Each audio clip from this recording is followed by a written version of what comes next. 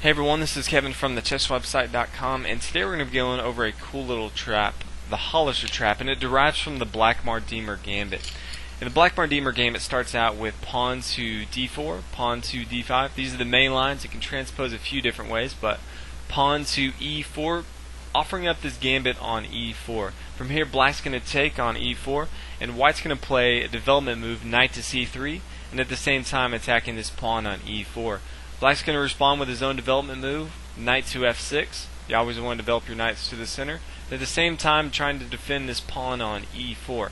Now, white's going to continue the main line with pawn to f3, weakening his king side, so more than likely he's going to castle on the queen side.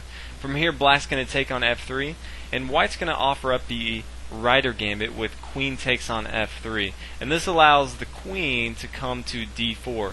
Now white is down 2 pawns in material, but black may fall into a very familiar trap that we're going to take a look at, the Halosar Trap. And this is actually a very aggressive and very good line for white because he has a lot of attacking potential. From here, white's going to play bishop to e3, and the queen has to go somewhere. And a lot of times, if a black player hasn't played this too often, he'll play queen to b4, thinking that the white would like to castle on the on the queen side, and he already knows that we can't play rook to b1 to defend this b2 pawn because we want to castle on the queen side, and we won't play pawn to b3 defending this because we'll lose our knight on c3. And so he knows that if we castle on the queen side, then he can bring his bishop to g4, pinning down our queen to our rook on d1, and black's going to just continue to mount up more and more material. Since he already has a 2-pawn advantage, a lot of times if he can trade off this rook for his bishop, that's going to be ample material for him to win the game pretty easy. But this is actually the trap that we want him to fall into. After he plays his queen to b4, we're going to continue with our plan, castle on the queen side. And remember, we want to castle on the queen side, one, for king safety, but at the same time, more importantly, we want to bring our rook to d1. We really want this full d open file to be open for our rook, because it's going to open a lot of attacking lines for our rook, as this king can't move. As we attack the king the entire game, it's going to be really hard for him to develop his pawn, and it's really going to be hard for him to move his dark square bishop. So as long as we can attack this king, he can't move on this d file, which is really what we want. So as long as we can start to attack the king, it's going to be very hard for him to not lose the game. So from here, we'll continue. More times than not, if he does play queen to b4, he's going to play bishop to g4. And from here, we don't care that our queen is being attacked. Instead, we are going to play knight to b5. And this is a brilliant move here. If he were to be a moron and take our queen here, then he's going to lose the game with knight takes on c7, and this is checkmate. There's no way for his knight to go, and he can't take this knight here. His king can't move because our rook here on d1 is attacking. So he can't do that, and there's a few other options that you may see. Keep in mind, at the same time, we are attacking his queen, so he's going to have to do something. There's a few things that you may see. One of the most common is you may see knight to a6, and what this does is it defends this pawn on c7. But from here, we can bring our queen and take on b7 right away, and at the same time, we are still attacking this pawn on c7.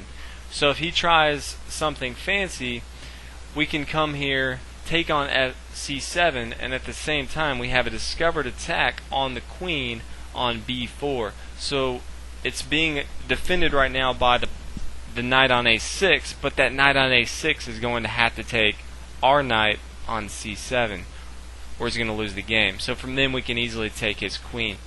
So from here, you may see the queen come to e4, and this is a very important move because keep in mind, at the same time, not only are we attacking this c7 pawn, but we're also attacking this rook on a8.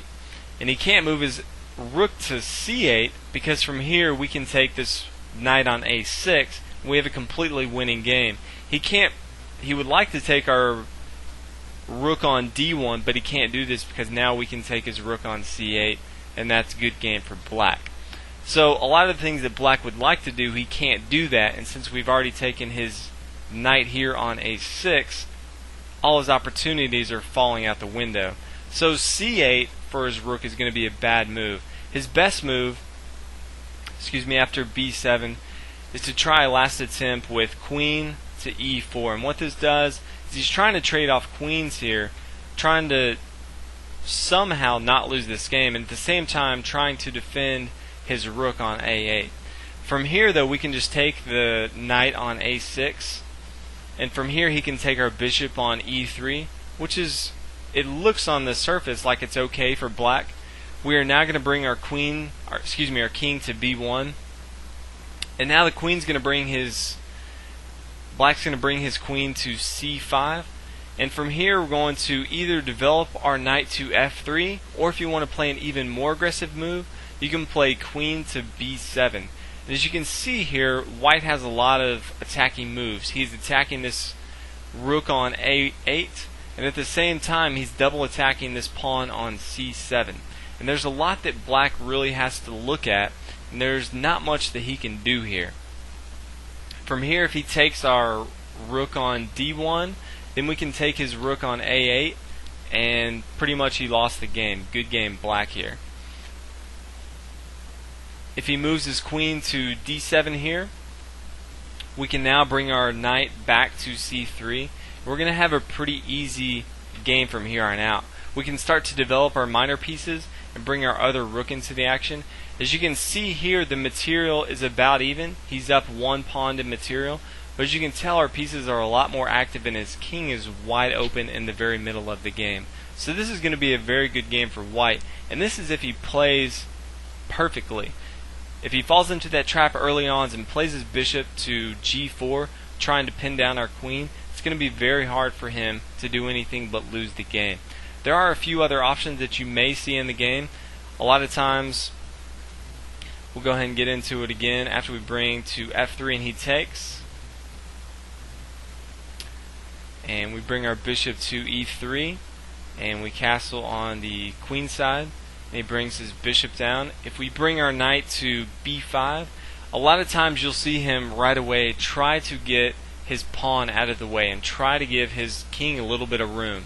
So you may see pawn to e5, which is a noble attempt, but from here we can come in and play our knight to c7, attacking the king. And as we already talked about, he can't move down this d file because of our rook. This rook on d1 is so important the entire game because it really minimizes where the king can go. Now from here, the only move that black has is king to e7, and from here we can just bring our queen to b7, and we're already attacking this rook on a8. There's nothing that black can do to prevent us from taking this, and we're just going to continue to go up in material. His king is out in the open, we're just going to continue to gobble up pieces. If he tries a last-ditch effort and takes our queen on b7, then we can bring our bishop to c5, checkmate. There's no way for him to go, and this would be a pretty awesome way, I think, to win the game, because he has so many of these pieces, but there's nothing he can do. He can't take our bishop, and he can't move because of our knight, and he can't move on this d5 because of our rook. So keep this in mind if you do play it. Another thing you do want to take a look at is if he doesn't fall into the trap. Anytime you do play a trap, you want to be aware that he may not fall into it. So if we continue along the lines of the trap, and he takes on f3, and we do play f3 with our queen, and he does come down and capture with his queen after we play with bishop to e3, the best move that he can do is queen to g4, not putting his queen on b4, trying to attack this pawn. At the same time, we're going to continue castle on the queen side. Remember, this is very important with this trap. We're giving up this pawn on d4 early on so that our rook can nicely sit here on the d file and just aim down attacks on the black king. Now from here, if we take a look at it, if black were to capture on f3 and we recapture with our knight, now white is down 2 pawns in material, but at the same time we have a lot of attacking ideas. If you just look at the setup here, black has one knight developed to f6. We have both of our knights developed to the center. We have a bishop developed. We have our king side safety castled on the queen side, and we have a rook nicely aligned on the d file. So although we're down 2 pawns in material, we have a lot of aggressive lines, and this is going to be a very good and fun game for white, as he can use his creativity to put a lot of attacks on the black king, and the black king is going to be running around the game instead of developing like normal if white plays it correctly. So these are some of the things you want to take a look at when you play the Halosar Trap. If he does fall for it, which you'll see a lot of times, you have a devastating attack, but even if he does it, you still have a lot of attacking lines, and it's going to be a very aggressive play from you. So keep this in mind, play this, let me know how it goes. I've had a lot of fun with it, experimenting with it, so let me know how you guys do with it as well. If you haven't already, please subscribe to the channel and let me know what you guys think. If you haven't checked out the website, thechesswebsite.com, pretty easy. And thanks for watching. I'll see you guys in the next video.